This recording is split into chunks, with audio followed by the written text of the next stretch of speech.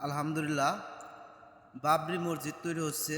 আকিব ভাই সেই সম্পর্কে কিছু কথা বলল, চলুন সেই কথা আমরা শুনে আসি। আকিব, হ্যাঁ, ঈদে কোথায় যাচ্ছ?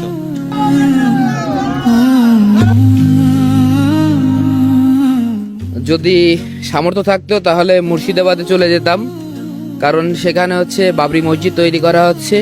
সারা মুর্শিদাবাদের মানুষ এবং ইন্ডিয়ার মানুষ, সারা বিশ্বের মানুষ আসলে বাবরি মসজিদ বানানোতে সহযোগিতা করছে।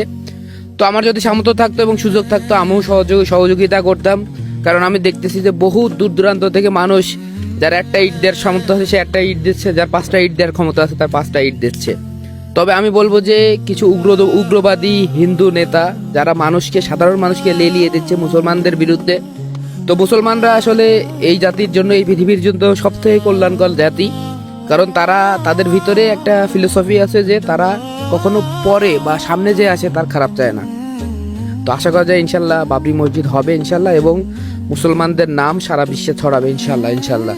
তো আপনারা ভিডিওটা শেয়ার করে সবার মাঝে ছড়িয়ে দিন।